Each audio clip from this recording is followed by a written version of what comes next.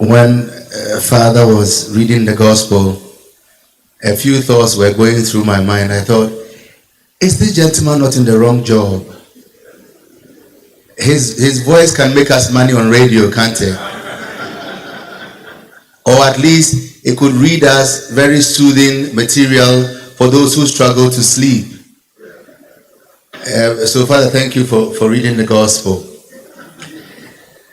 Not long ago, Father John sent me a photo, and I struggled to make out who were in the photo apart from himself. I realized then that it was a photo he took with myself and my best friend then at Form 1, Samuel Mensah from Elmina as well. And Samuel, eventually I was able to recognize, but I couldn't recognize myself. I was so little, and I remembered then that I had a bit of hair on my head. But it tells you how life evolves, how God moves with us. In fact, when Father sent me that photo, the next image that came to my head was when I had just finished with my mission, Father, if you remember, at the UN, and then he drove all the way to downtown Manhattan to come and collect me to his house at the time where he was. And then I spent some time with him, and I said, look at how God has brought us from the thick of the woods of Emisano to the high, political realms of the UN. But that's what God can do. That is what God can do. So we give thanks for 25 years of God's mercy and his blessing upon your life and upon your ministry. But it is not coincidental that today, as we celebrate you and what God has done in your life, we celebrate the third Sunday in Advent, in which the good Lord calls on us to rejoice. The Latin word there is gaudete, to rejoice. And especially because all of you are a high class Latinist, you will understand that it is an imperative. So it is not a suggestion that it is a nice thing to do. You are being told to rejoice. Upe umpe, rejoice. Now, if rejoicing is of the affective domain, if it's of the emotional dimension, how can somebody force you? How can somebody command you to rejoice whether you like it or not? I mean, you must have a reason to rejoice, shouldn't you? I mean, if nobody has beaten you or given you bad news, can somebody just tell you to cry and you can start crying? There must be a reason. So if we are being told to rejoice, there must be a reason. And the reason is not because everything is nice. Because we hear in the second reading that we must rejoice and give thanks to God in all circumstances. Now we know that not every circumstance is a joyous one. So in fact, the point of rejoicing beyond mere joy or happiness is this: it's meaning. It's meaning. It's finding meaning. If you find meaning, then what gives you joy or reason to rejoice is not in the mere appearance of things or even in the events that come, but if you want, you are able to put the dots together in those events to make meaning of what your life is supposed to be. That is why you could be in mourning and yet rejoice, because you are making meaning of what the purposes of God are. You could be in a very, very uncomfortable situation, whether at home or at work, and yet you rejoice because you are able to place the dots together to form the pattern. If you want, you are able to place the proper interpretation on the events that are unfolding. The reason why you are able to rejoice, because you know that you are seeing what God is doing and what his plans are coming all together. That is why we rejoice. Not because everything is fine, no. Not because everything is smooth. Not because everything is happy, but because everything makes meaning. That God's purposes are coming, aligning for our good, even when sometimes they make us cry. I tell you a short story. When I was asked to return from London to Rome, I said, well, I've had my fill of staying away. I started calling myself, a Papa Samo.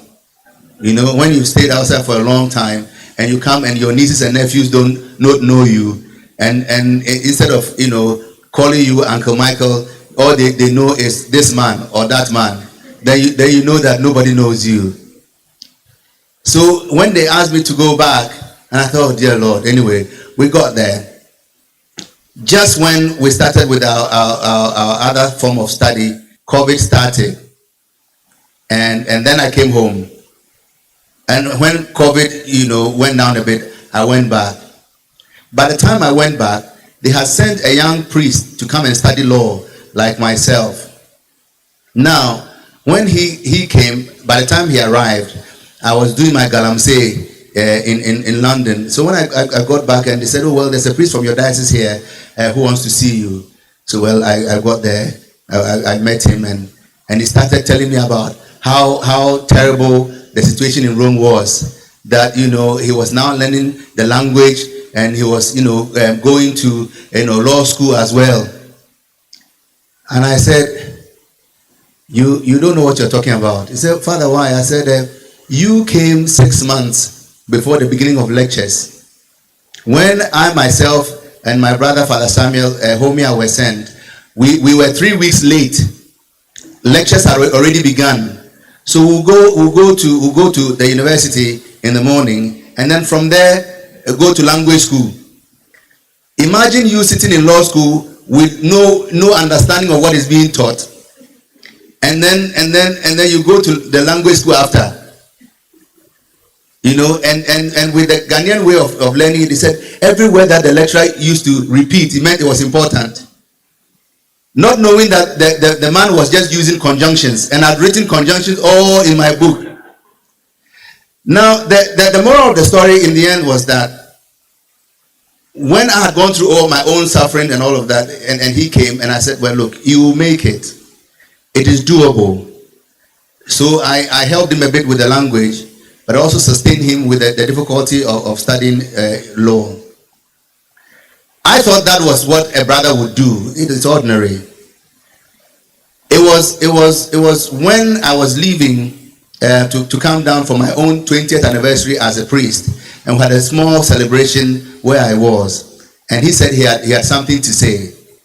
He came and said, Father, all I can say is thank you. And I said, what for? He said, there must be a reason why God kept you here. If you had not been here, I would have left not only law school, I would have left the priesthood, because I had begun losing sense of all that it meant. Because take it or leave it, there have been priests from other parts of the world who have attempted to kill themselves because it's so difficult in Rome. There was a gentleman we started with, he was from China. It was so difficult, he jumped from the 3rd floor. He thought he was going to die, he didn't die. He only broke his legs, so we started making fun of him. I mean, he's fine, so we thank God for that. But what I'm saying is that this young priest said, Father, there must be a reason why God kept you here. Because if he hadn't kept you here, I would have lost both the opportunity to study and my priesthood altogether. That was when I began making sense of all the difficulties I had gone through, which didn't make sense to me. And I started rejoicing because God had a plan. Friends, I tell you today to rejoice, not because everything is okay, but I tell you that the God who is telling us to rejoice has a plan, and his plan will always be for our good. Whether now it seems bitter or better, it is always a plan for our good. So I say rejoice. Rejoice in every circumstance, because God is faithful. God has put the integrity of his name online for your rejoicing. So he's not about to disgrace himself. If he's not about to disgrace himself, then you have a reason to rejoice and to hold on, regardless of whatever is going through. You know that song, if you are happy and you know it, clap your hands. The story is told of a gentleman who used to animate children's parties.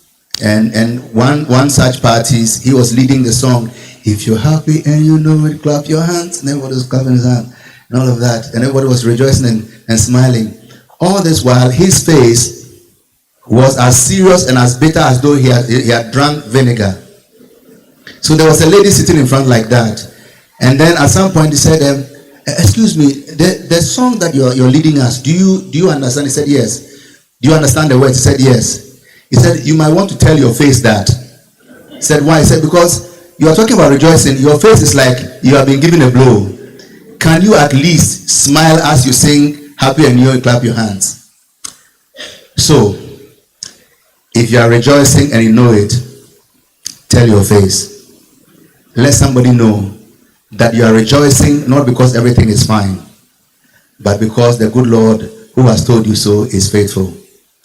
Father, 25 years, you've seen many reasons for joy. And I'm sure you've also seen many reasons why you ask yourself, but I am also sure that you know it better than any of us, that your reason to rejoice is because God is faithful. If for nothing at all, those small boys that you used to look after at Emisano, one of them is also 20 years in the priesthood because of what God used you to do. So we thank God for you, and we say keep rejoicing and let the smiles on your face show that the God you serve is faithful.